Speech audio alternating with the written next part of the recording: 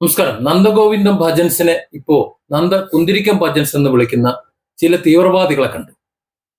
മുസ്ലിം പേരുകാരെ തീവ്രവാദികളെന്ന് വിളിച്ചു വിളിച്ച് സ്വയം തീവ്രവാദികളായി മാറുന്ന കാഴ്ച ഇന്ത്യയിൽ ഇപ്പോൾ സർവ്വസാധാരണമാണ്.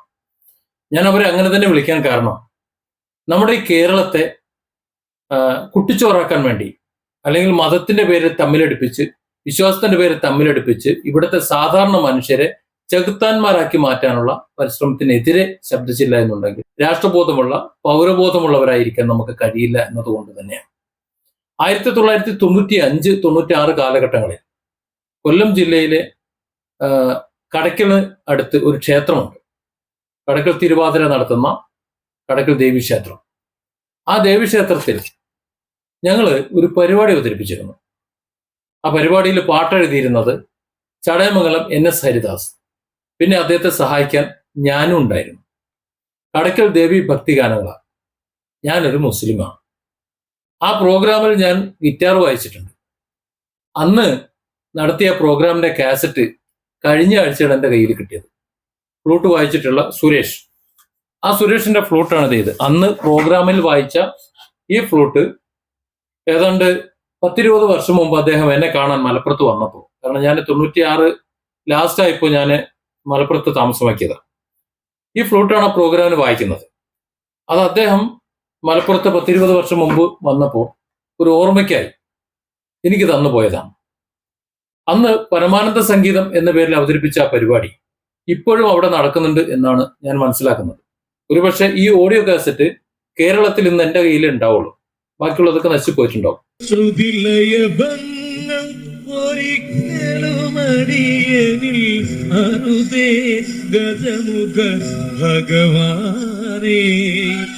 കാസറ്റിലാണുള്ളത്. പ്ലേ ചെയ്ത് കേൾക്കുമ്പോൾ കുറച്ച് പൊടിയൊക്കെ ഉള്ളത് കൊണ്ട്, വൃത്തിയാക്കാത്തത് കൊണ്ട് കുറച്ച് അലോസരം ഉണ്ടാവും. ഒരു തെളിവിന് വേണ്ടിയിട്ട്. കാരണം അന്ന് ഹിന്ദു മുസ്ലിം ക്രിസ്ത്യൻ ഭേദമില്ലാതെ എല്ലാ വേദികളിലും പാട്ട് അവതരിപ്പിക്കാനും. കടയ്ക്കൽ തിരുവാതിരയ്ക്ക് പരിപാടി അവതരിപ്പിക്കുന്നതിന് മുമ്പ് ദർഭഗാഡ് എന്ന് പറയുന്ന സ്ഥലത്ത്, അവിടുന്ന് ഒരു 4-5 കിലോമീറ്റർ അപ്പുറത്ത് ദർഭഗാഡ് എന്ന് പറയുന്ന സ്ഥലത്ത് ഒരു ഗാനമേള നടന്നു. ഏഞ്ചലോയിസിന്റെ ഗാനമേളയാണ്. അതിൽ ചാക്കോയുടെ പള്ളിക്കെട്ട് ശബരിമലയ്ക്ക് എന്ന പാട്ടിന് ശേഷം പെരിങ്ങാട് എന്ന സ്ഥലത്തെ അൻസാരി ഒരു പാട്ട് പാടി.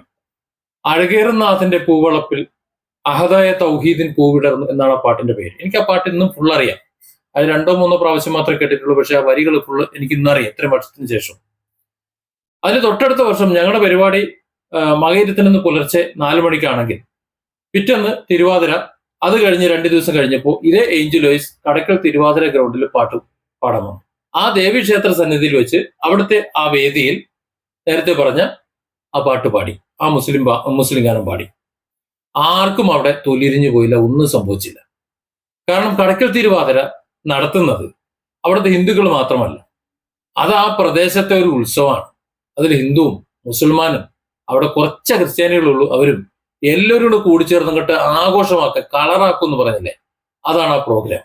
ഇപ്പോൾ ഒരു അമ്പലത്തിന്റെ ഒരു കമ്മിറ്റിക്കാരൻ കൂടിയായിരുന്നു ഞാനൊരു കാലത്ത്. ഞാനൊരു മുസ്ലിമാണ്. ഒരു അമ്പലത്തിന്റെ കമ്മിറ്റിക്കാരനായി ഇരിക്കാൻ പറ്റുമോ? എനിക്ക് പറ്റുമെന്ന് തെളിയാണ്.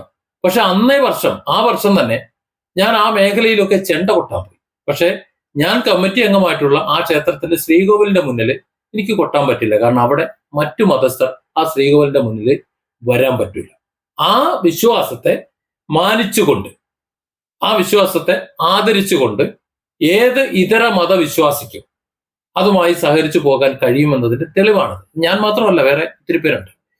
1995 ശബരിമല പോയി. 2 മണിക്ക് പമ്പയിൽ കുളിച്ചിട്ട് ഏതാണ്ട് 4 മണി കഴിഞ്ഞപ്പോൾ നടപ്പന്തലിലെത്തി.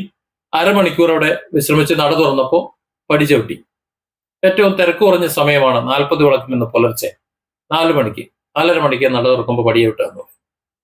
കയറി ചെന്നപ്പോൾ തത്വമസി എന്നാണ് ഞാൻ കണ്ടത്. അത് നീയാകുന്നു എന്നാണ് എഴുതി വെച്ചിരുന്നെന്നാ എനിക്ക് തോന്നിയത്. അവിടെ നിന്ന് നേരെ പോയത് ചക്കുളത്തുകാവിലേക്കാണ്.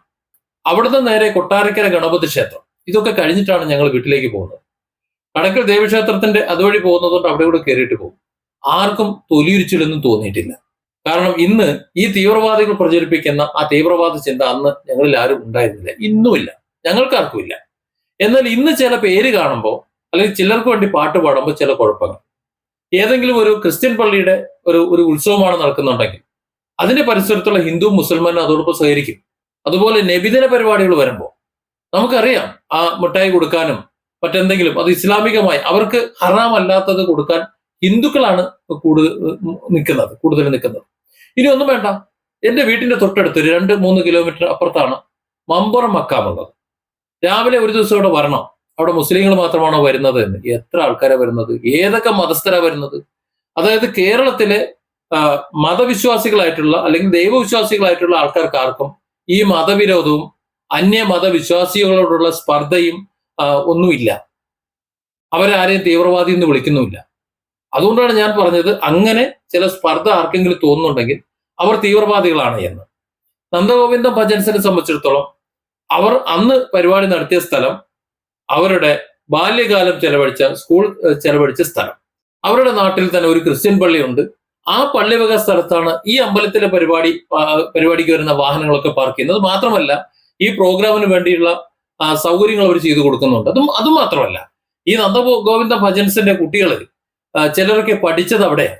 ഈ ക്രിസ്ത്യൻ മാനേജ്മെന്റ് സ്കൂളിലും ആ പരിസരത്തുമായി അവർ കളിച്ചു വളർന്നതും അവിടെയാണ്. സ്വാഭാവികമായിട്ടും ഇവർ പ്രശസ്തിയിലേക്ക് എത്തി നിൽക്കുമ്പോൾ നന്ദഗോവിന്ദം ഭജൻസ് എന്ന് പറഞ്ഞു കഴിഞ്ഞാൽ നമുക്കറിയാം, ഏത് ജാതി ഏത് മതമായിക്കോട്ടെ മാനസികമായിട്ട് ടെൻഷൻ അനുഭവിക്കുന്ന ആൾക്കാർ നമ്മൾ ഈ മെഡിറ്റേഷൻ എന്ന് പറഞ്ഞു കൊടുക്കാറുണ്ട്. ഹവായൻ മെഡിറ്റേഷനുകളും മറ്റ് പല മെഡിറ്റേഷനുകളും പ്രാക്ടീസ് ചെയ്യിക്കുന്ന ഒരു വ്യക്തിയാണ് ഞാൻ. സ്പിരിച്വൽ ഹാപ്പിനെസിന്റെ ക്ലാസ്സുകളിലും അല്ലാതെ ദൈവത്തെക്കുറിച്ചും അതുപോലെ ദൈവവിശ്വാസത്തെക്കുറിച്ചും മതത്തെക്കുറിച്ചും മനുഷ്യനെ കുറിച്ചും ഒക്കെ ആ ക്ലാസ്സുകളിൽ സംസാരിക്കുന്നത് കൊണ്ട് ഇതൊക്കെ എന്താണെന്ന് ഏകദേശം ഒരു ധാരണ നമുക്കുണ്ട്. അതുകൊണ്ട് അവിടെ നടന്നത് എന്താണെന്ന് നമുക്ക് മനസ്സിലാവും. അത് മനസ്സിലാക്കാത്തത് തീവ്രവാദികൾക്ക്. എന്തായിക്കോട്ടെ, ഏതായാലും അവിടുത്തെ കുട്ടികളാണ്.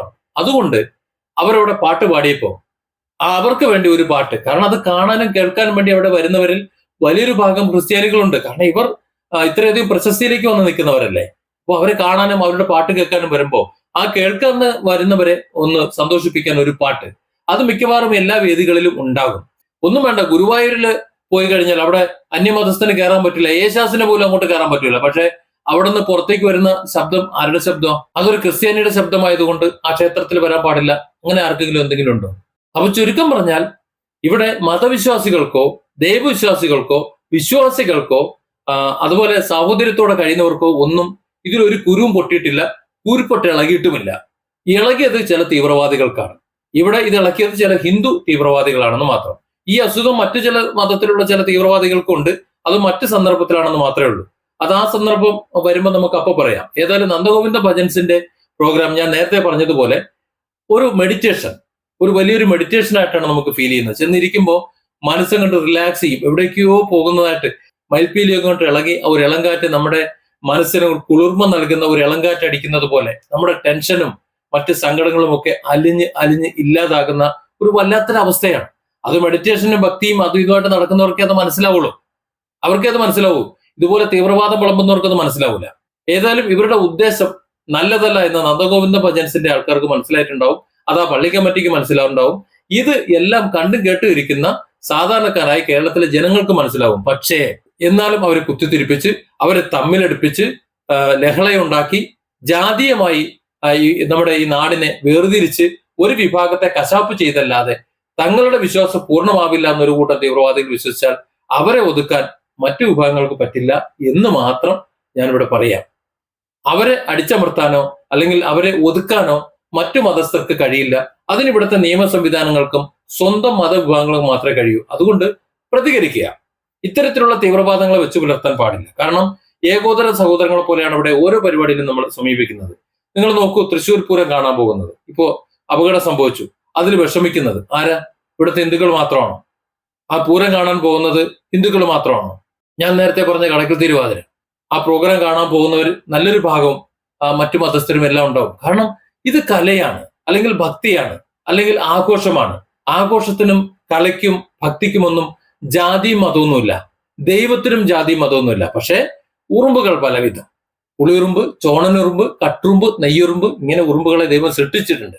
അതിൽ പുളിയുറുമ്പ് മാത്രമാണ് നല്ലത്, ആ പുളിയുറുമ്പ് മാത്രമാണ് സ്വർഗത്തിലേക്ക് പോകുന്നത്, അല്ലെങ്കിൽ പുളിയുറുമ്പ് പറയുന്നതാണ് ബാക്കിയുള്ളവർ അനുസരിക്കേണ്ടത്, അല്ലെങ്കിൽ പുളിയുറുമ്പ് മാത്രം ഇവിടെ ജീവിച്ചാൽ മതി, ബാക്കിയുള്ളവരെ മുഴുവൻ തല്ലിക്കൊല്ലണമെന്ന് ആരെങ്കിലും വിചാരിക്കുന്നുണ്ടെങ്കിൽ അതാണ് തെറ്റ്.